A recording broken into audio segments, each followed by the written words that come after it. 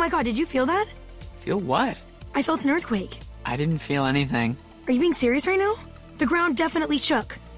Taz looks up at her best friend, Eric, defiantly. He's sitting right across from her in class. He raises an eyebrow and texts back. You must have fallen asleep. I don't blame you for nodding off. This lecture is hella boring. I'm not tired. Wide awake. Are you sure you haven't had trouble sleeping again? No. I haven't been sleepwalking, if that's what you're implying. Not since the night we saved Lacey. Suddenly, Taz drops her phone and clutches her desk. Eric looks at her quizzically. She picks up her phone again. There it was again. Didn't you feel it? Taz, look around. Taz looks around at the students next to her. They're all swiping through their phones, ignoring the professor who's droning on. Business as usual. Don't you think other students would notice if the ground was shaking? I know what I felt, Eric. There it is again. It's like little tremors. Here, I'll prove it to you. How? My water bottle. Every time the ground shakes, the water ripples. I'll send you a snap of it. Taz opens Snapchat to send Eric a video, but a strange filter pops up on screen. At the bottom of the screen are written the words, Rift Detection Filter. It looks like some sort of digital clock. Taz hits record, and the clock begins to flash a time. 12:37, 12:37, 12:37. Taz glances up at the clock in the lecture hall. The time reads 12:30. She looks at the time on her watch. 12:30. She looks back at the strange filter. 12:37, 12:37, 12:37. She sends the video to Eric. Look at this. Taz, I can't even see your water bottle behind that obnoxious filter. Is that from that robot Sam who helps you see ghosts? He's an AI, not a robot. And the ghosts are called dark matter. But look, this filter is flashing the wrong time. Okay. Isn't that weird? Last week, we practically brought somebody back from the dead. So no, the time being wrong on your phone is not something I would consider to be weird. It's probably just a glitch. What if it's trying to tell me something? Taz, I promise, everything is just fine. What if something is about to happen to us? To you? It won't. And even if it does, we'll get through it together. Promise? Promise. Okay. Suddenly, the entire building begins to reverberate, and this time, everyone can feel it. The ground shakes beneath their feet. Water bottles and textbooks tumble off desks. Students jump out of their seats and scream. The lights flicker on and off, and then the lecture hall goes dark. Taz! Taz hears Eric's frantic voice call out her name. Eric? Here, grab my hand! I'm trying, but... The building rumbles. A beam of light streams into the room from above. Taz looks up as the roof of the lecture hall begins to crumble. Chunks of the ceiling rain down on the students' heads. Eric pushes Taz, knocking her 3 feet away just in time. A giant chunk of plaster comes crashing down right where she was just standing. A dust cloud forms. Taz coughs violently. A few moments pass and the dust clears. And then there is complete silence. The earthquake has stopped. Confused students look around at their new surroundings. Piles of rubble cover everything, and Eric is nowhere to be seen. Eric? Eric, can you hear me? Eric, please. If you can hear me, I'm going to get help, okay? Taz reaches for her phone to call 911, but the screen has been smashed to pieces. Through the cracked glass, she can just make out the time. 12:37. She looks up as a team of firemen enter the ruins of the lecture hall. Help! Over here! A couple of the firemen make their way over to Taz. My friend, my best friend. I think he's trapped. You have to help him. He saved my life. Again. The firemen start to examine the pile of rubble as another firefighter tries to evacuate students from the lecture hall. His name is Eric Roberts. Taz starts to get jostled by students rushing out of the room. One of the firemen takes her gently by the arms, trying to escort her out with the other students. I can't. I won't leave him. Why won't they listen to her? I can't just sit and do nothing while Eric is... Taz breaks free from the fireman's grasp and runs. She hears the fireman call after her, but Taz keeps running, through rubble and debris until she's outside on the quad. There, students lie on stretchers, receiving medical care. She looks up, taking in her surroundings. The ruined building. The students and teachers desperately waiting for news. She knows what she has to do.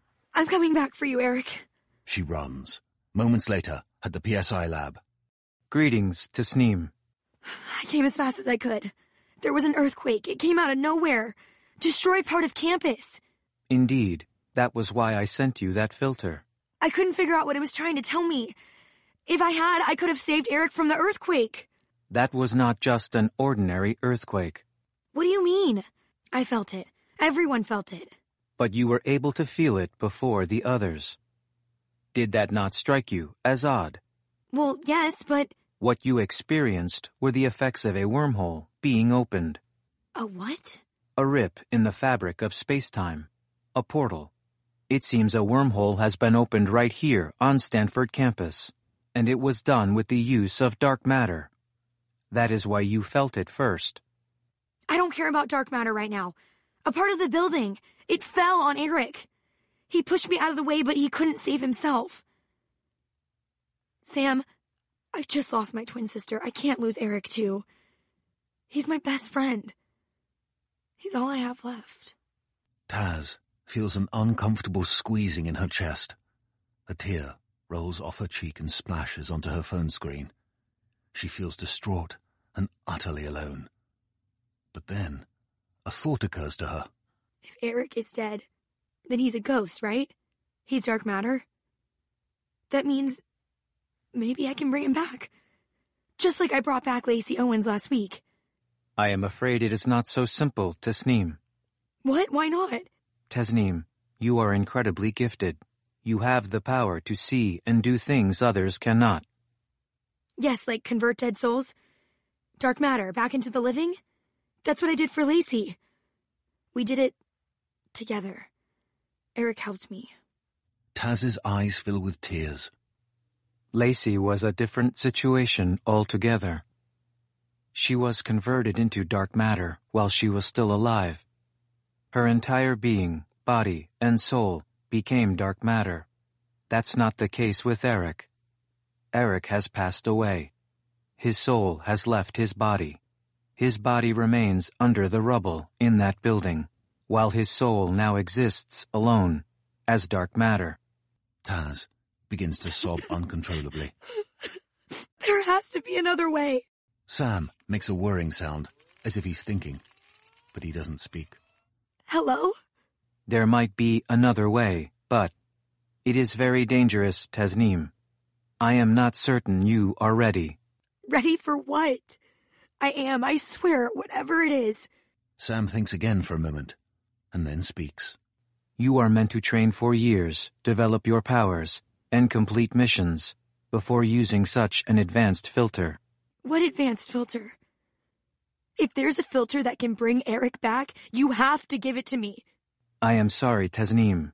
It is not advisable. I can't let another person I love die. But of course you wouldn't understand that. You're just a robot. Tasneem. Tears stream down Taz's face as she storms out of the lab. Moments later, Taz enters her dorm room and breaks down sobbing. Then, she hears the sound again. Sam's ringtone. She looks down at her smashed phone. There's a text from Sam. Taz squints, reading through the cracked glass. While this goes against my better judgment, I can send you a filter that may help. The wormhole remains open. If you enter it and travel back in time, you may have the opportunity to save your friend. Thank you, Sam. Taz's phone buzzes, and she swears it sounds like a sad sigh. You are welcome. But beware. Time travel can lead to unintended consequences. If you choose this path, things may never be the same again. I promise I'll be careful. Very well, Tasneem. Taz's phone chimes, and a new filter pops up on her screen. At the bottom of the screen are written the words, Wormhole Hopper Filter. Above the filter is some sort of time dial. Set the dial to the exact time in history you would like to visit, and press go. Taz looks at herself through the filter anxiously. The time dial floats on the screen beneath her face.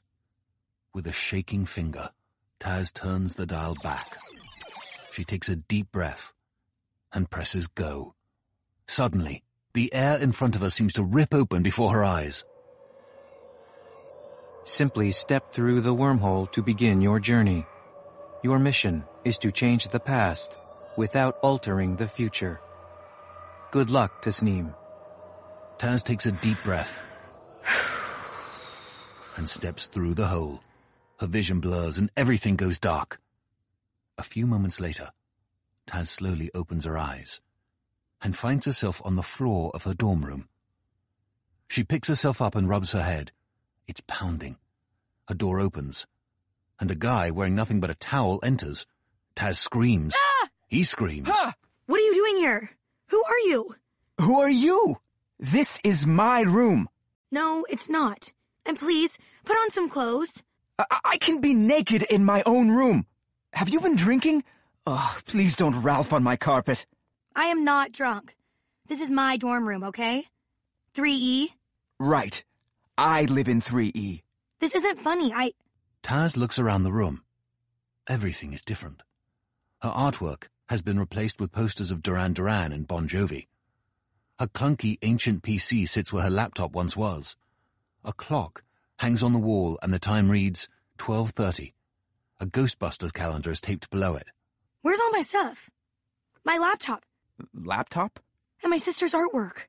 I don't have time for this. I'm running late for class. Leave now, or I'm going to call the cops.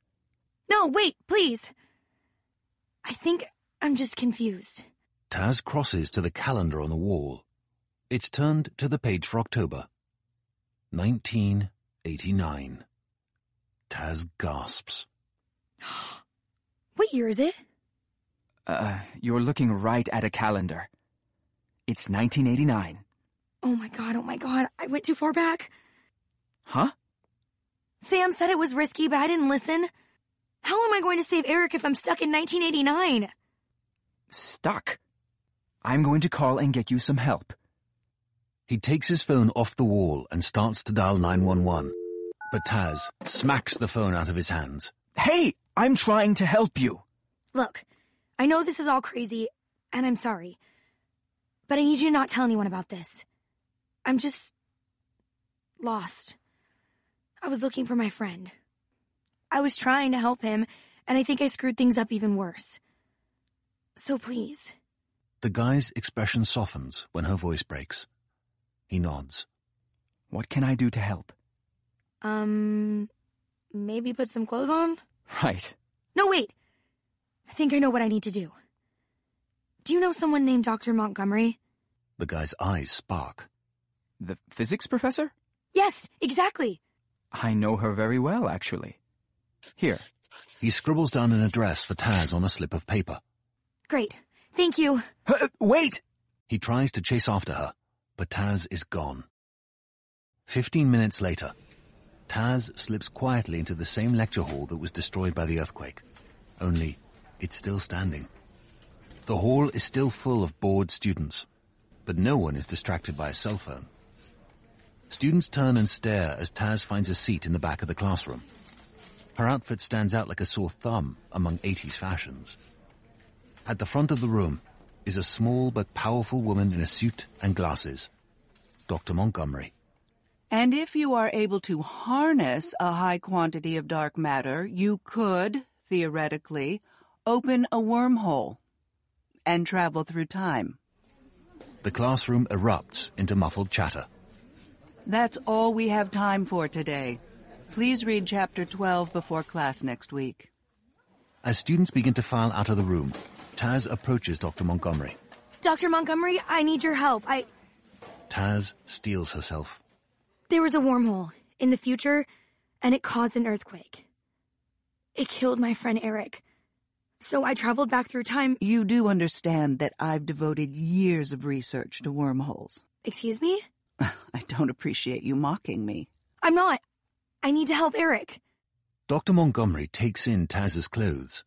Her eyes narrow, and she opens her mouth as if to say something. But then a handsome man enters the lecture hall. When he turns, Taz recognizes him. It's the naked guy from her dorm room. Only now he's dressed, quite well, actually, in a suit and tie. And something about him seems strangely familiar to Taz. How was class, Professor? Another scintillating discussion. Could you please help this young woman? Dr. Montgomery turns to Taz. My assistant Lionel can answer whatever questions you may have. Dr. Montgomery slips a few papers into a briefcase, and then, tucking it under her arm, she leaves the room. Taz turns back to the guy. I don't know how to say this, so I'm just going to say it. I'm Tasneem Singh. I go by Taz. I'm from the future. 2018. Lionel stares at her blankly. In the future, Professor Montgomery goes missing, and her assistant Sam keeps her lab going. It's called the PSI lab. Sam recruits me to join the lab because I have special powers. But then something terrible happens. There's this earthquake and my friend, Eric, gets trapped in the rubble and dies. So Sam gives me a filter to hop through a wormhole and travel back in time. But I stupidly set the dial too far back, and now I'm stuck here. In 1989. That's why I need Dr. Montgomery's help. I have to find a way back to the future. Or Eric will stay dead. Forever. Okay, wow. That's a lot to process. But first of all, it's a pleasure to formally meet you. I'm Lionel Rex.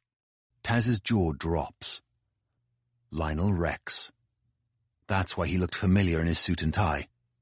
Dr. Rex, the same man who just last week captured Taz, and turned Lacey Owens into dark matter using a giant satellite dish.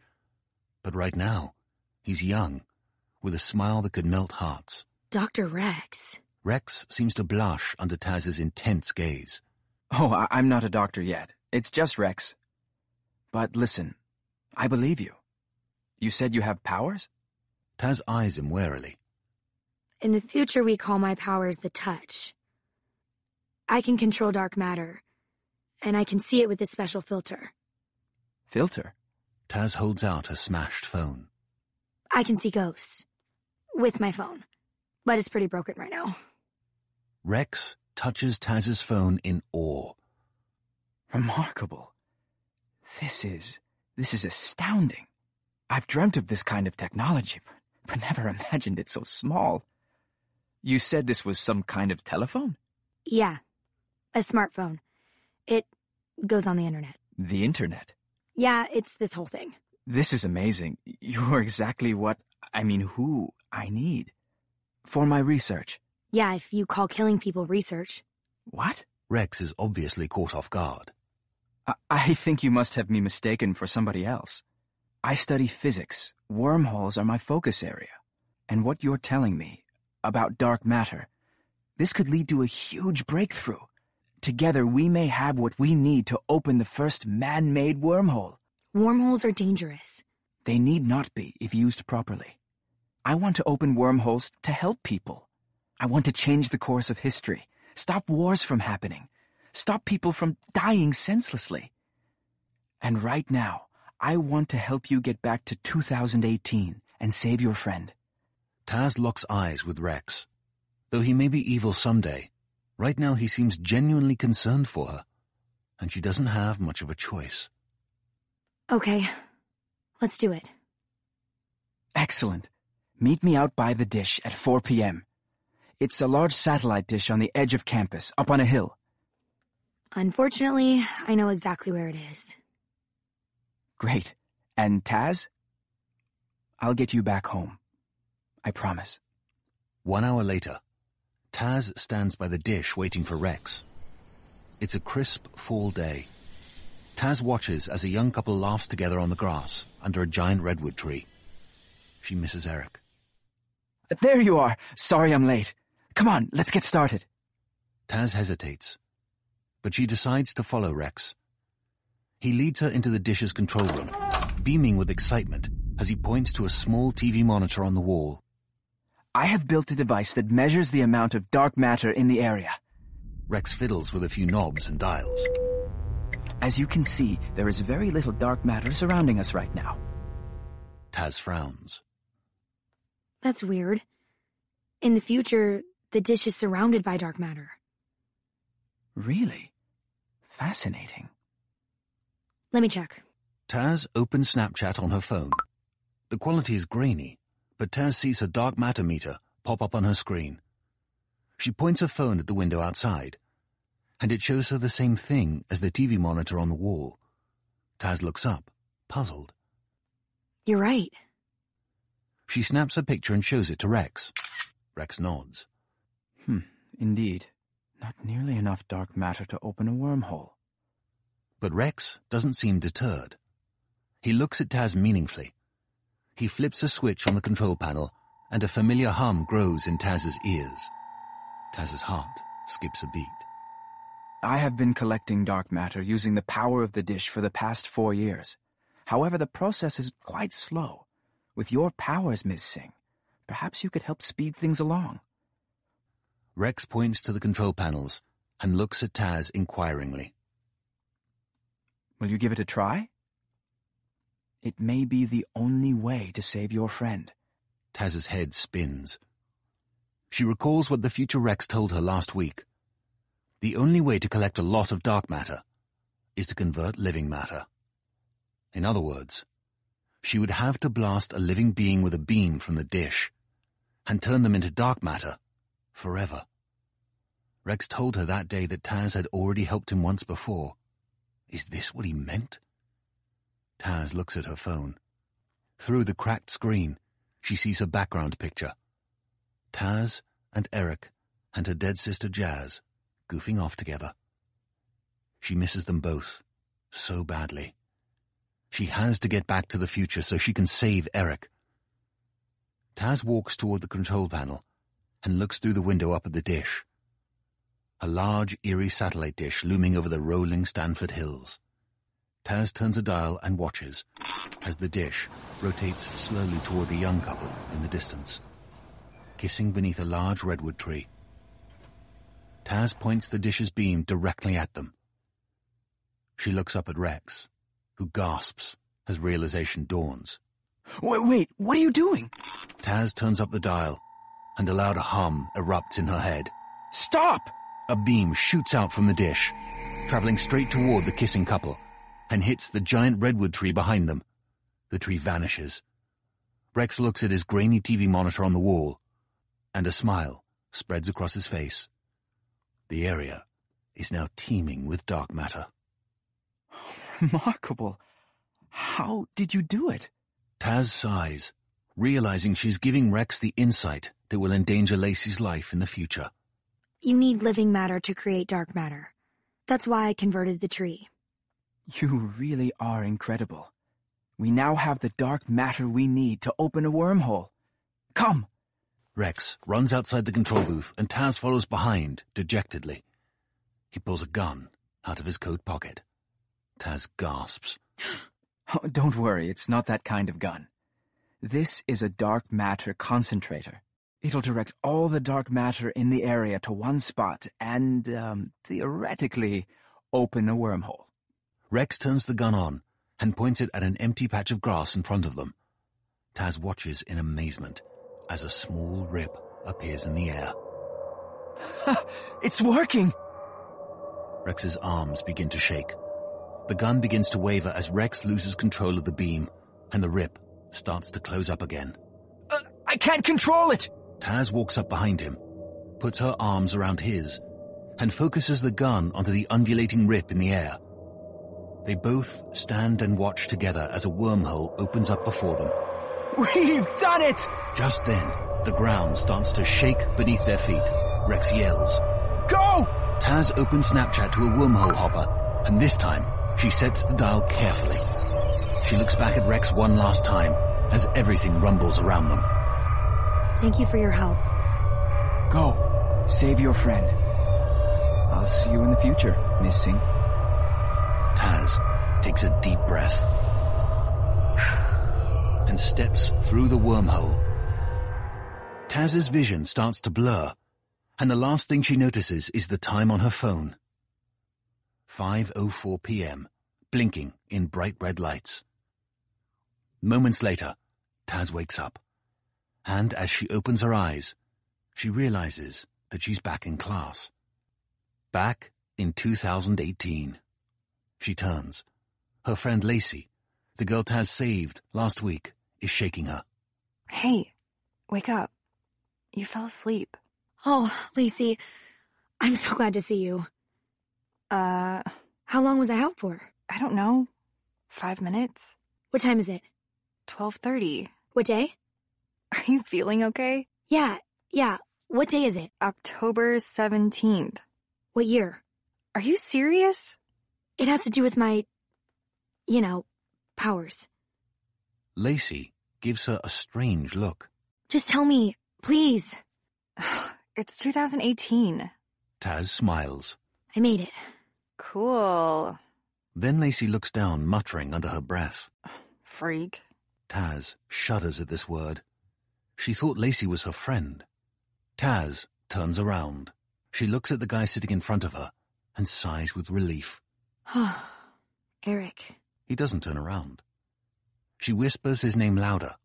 Eric! But he still doesn't respond. Confused, Taz grabs her pencil and pokes him in the neck. He turns. Taz gasps. It's not Eric. All of Taz's muscles tighten in shock. She can barely speak. Sorry, I thought you were someone else. Taz grabs her things and turns to leave. But suddenly, the building begins to shake. The earthquake. Taz dodges screaming students, desperately trying to fight her way out of the building. She runs towards her dorm as the ground continues to shake. Minutes later, Taz enters her dorm room and throws her things down. She looks around the room. There's artwork, her laptop, pictures of her and Jazz when they were kids. She opens up her laptop and goes to Facebook. She clicks through her friends. No Eric Roberts. Then she hears a door open. Not again. This is definitely my room. I do not need to see a naked guy right now. Taz stands and turns, prepared for the worst. But then she sees her. Jazz. Her twin sister. She's alive. Hey, did you feel that earthquake? An entire building fell. It's crazy. Taz runs and pulls her sister into a tight hug, tears streaming down her face. What? You're here. I can't believe you're here. Yeah, I live here. With you. Taz beams at her sister and pulls out her phone to take a selfie. What are you doing? Just capturing the moment. Right. Taz looks at the selfie lovingly, but then frowns and looks back up at Jazz. You look different. Different? Yeah, you're so normal. You're so weird, Taz. Wow. What? Nothing, it's just, you've never called me that before.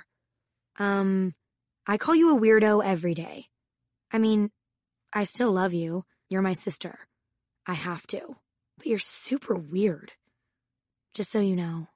Taz looks at her sister again. It's her physically, but her personality is so different. This is not the free-spirited, warm-hearted twin sister Taz grew up with. Suddenly, Taz remembers her mission. Where's Eric? I can't find him. Eric? Yes, Eric. My best friend? Pretty sure you don't have any friends. No offense. Is Eric that guy you hooked up with on Tinder last week? He was cute. No. Taz searches through her pictures and finds one of Eric. Him. He's cute. Set me up. Ew, no, you'd never go out with Eric. You guys were like brother and sister. I don't understand. Why does no one know who he is? It's like he doesn't exist. No one knows who you are, but you still exist. Wow. What? You're so mean. Oh my gosh, what is with you today? This is just how we talk. No, it's not. Jazz would have never talked to me like that. Taz's jaw drops. Wait. You're not like Jazz used to be. And Lacey was acting weird too. Like we aren't even friends. If everything is different, maybe Eric doesn't exist. Maybe he never existed in this timeline. So he's your imaginary boyfriend? Sad. No. Taz goes back to her computer. She searches for the date she saw on Rex's calendar, October 17th, 1989. A Wikipedia article pops up for the 1989 Bay Area earthquake. It says here that the same day I was there was an earthquake. Just like this one, but worse. Taz gapes at her screen. The time of the earthquake was 5:04 p.m. A massive earthquake occurred in history, had the exact time she and Rex opened the wormhole. Oh my God. So many people died. What are you talking about? Taz clicks on one of the names of the dead, and an image pops up. She stares in disbelief at the picture of a handsome 22-year-old man dressed in 1980s clothes. With smiling eyes she'd recognize anywhere. Tim Roberts. Eric's dad. He died in the earthquake. He was on the Bay Bridge when the earthquake caused it to break apart. And he didn't make it. He never had a chance to meet his wife, which means that Eric was never born. I killed Eric. Taz's chest heaves as she realizes the full implications of what she's just learned. I killed so many people. Okay, you are seriously freaking me out. I'm calling Mom. Jazz walks into the next room. Just then, Taz hears a familiar chime. Sam's ringtone. Taz pulls her phone out of her pocket. The screen hasn't been smashed. Welcome back to the future, Tasneem. Sam! One and the same. At least you're the same. Everything else here is so different. Jazz, Lacey, Eric. Taz begins to sob again, her chest heaving. Everything is so wrong. It seems that your journey into the past altered many events in the future. You have created a new, unique timeline.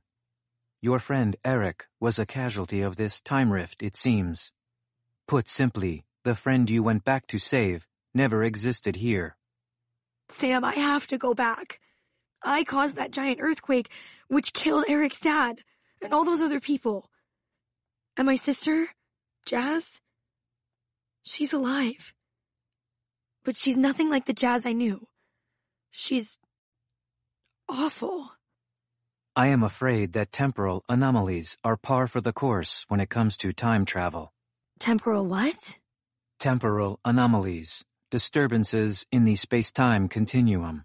I was just trying to save Eric. Taz begins to get hysterical.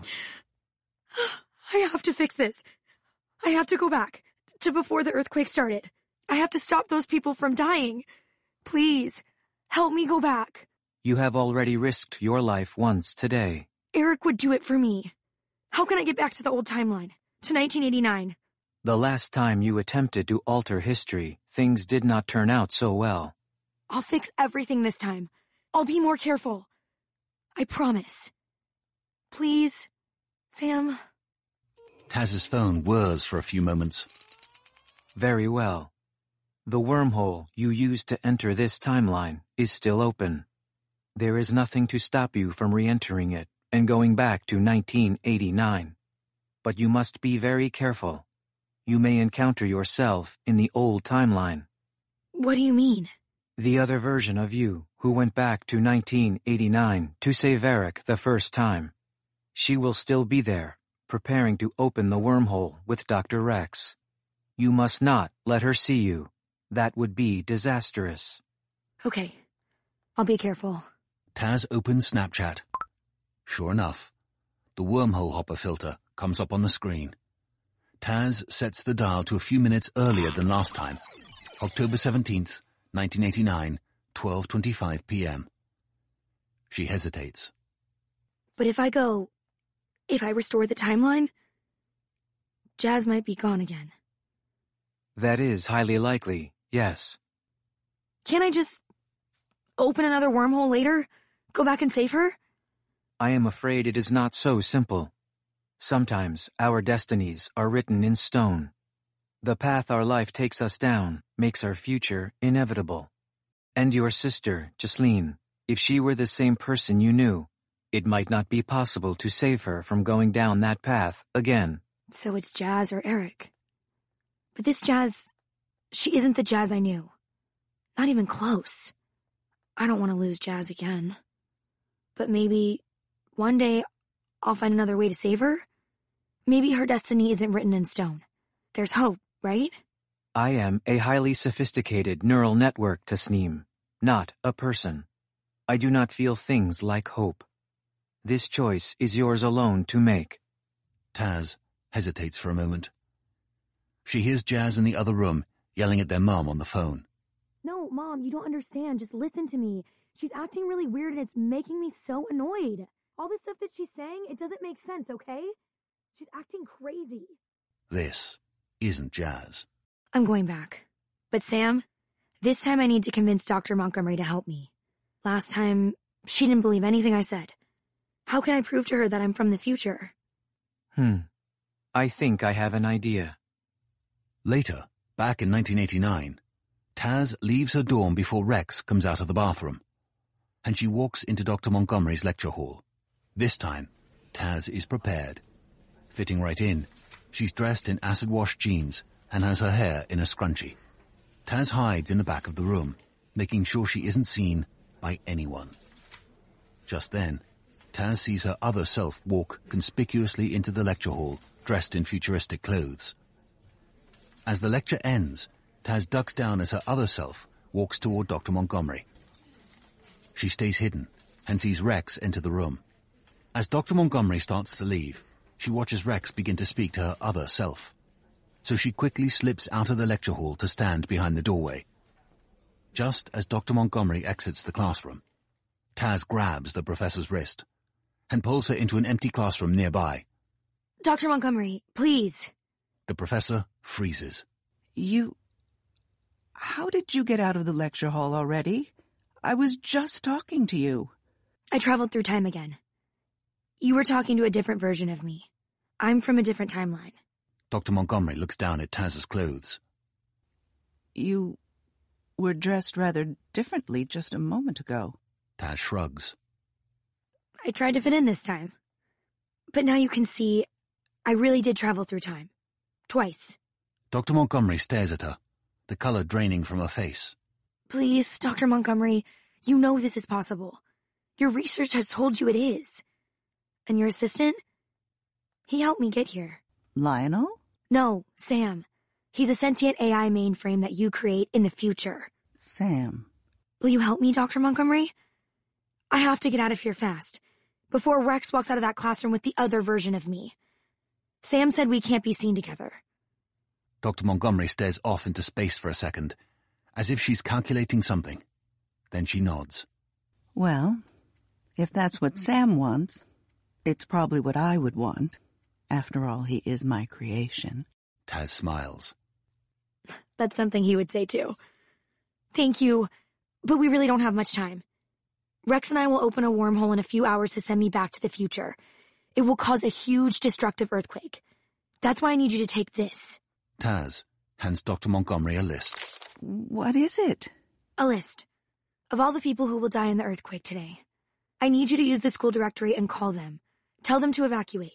And if they don't listen? We have to try. Okay, I'll do it. And then I must have a stern talk with Lionel. His cavalier experiments with dark matter are rather troubling. I must warn him to stop, else I will need to cut his funding. You should. In the future, Rex is evil. The way he uses dark matter, sometimes it kills people. Dr. Montgomery nods. Thank you for that insight. Thank you, Dr. Montgomery, for everything. And Professor, I promise I'll try to find you. In the future. I certainly hope you do, Tasneem. It will be wonderful to see you again. Taz's heart drops. Dr. Montgomery doesn't know what the future has in store for her. Is there anything else I can do? Well, there is one thing. Say the word. Can I borrow your car? Later, Taz speeds through the streets of San Francisco in Dr. Montgomery's red Porsche convertible. She ties a bandana over her face, hiding her identity. She glances down at the clock on the dashboard. 4:57 p.m. 7 minutes until impact. As she nears the Bay Bridge, she spots it. Tim Roberts' 1983 Ford Mustang, Eric's future car. and it's moving closer and closer to the bridge. She takes a deep breath and slams down on the gas, hurtling after Tim's speeding muscle car. She finally catches up to him at a light. Taz studies Tim carefully. He looks just like Eric. Tim! Tim turns, lowering the volume of his car's radio, which blasts 80s music. Do I know you? Not yet. Look, you need to pull over. Park somewhere. Don't cross the bridge. Why? Something bad is about to happen. Is that a threat? No, look, I know this sounds weird, but please. The light turns green. Tim shakes his head at Taz and floors it, speeding off. That's how you want to do this? Fine. I've come this far, I'm not giving up on Eric. Taz revs her engine, speeding off after Tim. And just before they reach the Bay Bridge, Taz slams the Porsche into Tim's Mustang. The force pushes Tim off the road and into a guardrail. Taz crashes into the guardrail, totaling Dr. Montgomery's car. But as the dust clears, Taz sees Tim. He's safe. But his car is a mess of metal. Taz breathes a sigh of relief. But then, Tim barrels toward her on foot. What the hell was that? You wrecked my car! You'll fix it. Trust me. You never ever give up on that car. Huh? Suddenly, the ground begins to shake. Cars slip and slide, crashing on the road around them. Drivers scream as the bridge in front of them shakes and buckles. Taz and Tim stand there, slack-jawed, observing the chaos unfold. How did you know this was gonna happen? You saved my life. How can I repay you? By keeping yourself safe. And getting married. I'll see you in a few decades. And say hi to Eric for me. Eric? Huh. I like that name. Taz grabs her phone. She opens Snapchat and the wormhole hopper pops up on her phone. It's blinking the current time. 5:04. Taz adjusts the dial, takes a deep breath, presses the button, and steps through the wormhole. Taz, wake up. You were like totally snoring in the middle of class. Taz blinks her eyes open. She's back in the lecture hall. As her vision comes back into focus, she realizes who she's looking at. Eric! Taz stands and pulls Eric into a hug. The entire class stops and stares. But Eric doesn't seem to notice. He just relaxes into the hug. Hi. I'm so happy to see you. I'm happy to see you too, Taz. And you're okay? Why wouldn't I be? Taz glances down at her phone. 12:30. She grabs Eric's hand and pulls him out of the lecture hall. Hey, what about class? Don't worry about it. Follow me. She pulls Eric into the hallway and wraps him in another hug. I can't believe you're here. Taz, are you feeling okay? Amazing. I feel amazing. Okay. There's just one thing. There's about to be a huge earthquake. This entire building is going to crumble. We need to get everyone out of here. I know it sounds crazy, and I know I'm weird, but... No, you're not weird. Why would you think that? That's all everyone's been saying to me all day. Well, I don't think you're weird. I think you're this crazy, awesome chick with powers. And I mean crazy like good crazy. Really? Yeah. You're the most amazing person I know, so if you say there's about to be an earthquake... Eric turns to the wall where there's a fire alarm and pulls it. An alarm blares. The sprinklers turn on. Students and professors start running out of classrooms. Then there's about to be an earthquake! Taz smiles as water sprays from the ceiling, drenching both of their clothes. Eric holds out his hand, and Taz grabs it. Together they run out of the building, and the second they do, the ground begins to shake. Students on the quad in front of the building scream as the building they were just in begins to cave. Wow. You were right. You just saved like 1,000 people. No, we did. Together. They're both soaked. They're both sweaty and out of breath. There's nothing to do but laugh. Taz pulls Eric into another hug.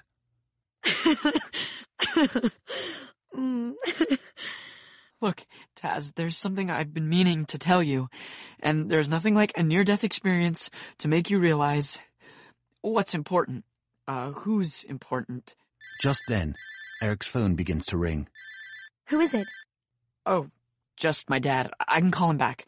No, answer it. You should talk to your dad. He really, really cares about you, Eric. And there was just an earthquake. He's probably worried. Eric answers the phone. Hey, Dad. Yeah, Taz and I are both fine. We got out right before the earthquake hit. Yeah. I love you too, Dad. Taz's phone begins to ring too. Welcome back to the future, Tasneem. You already used that line. In another timeline. Did I? Well then, I am quite predictable, it seems. I take it that all went according to plan. You could say that. But Sam, I just can't shake the thought out of my head. I saw my sister today. My dead sister. Alive. A temporal anomaly. The Jazz in this timeline is gone, Tasneem. Well, I'm going to find her, Sam. I've heard her voice. I've seen her in the dark matter. I'll find her. No matter what it takes. That is the spirit, Tasneem. Huh? I thought you said I wasn't ready. There are others out there who have the touch, Tasneem. But not giving up on the people you love, that is why we chose you.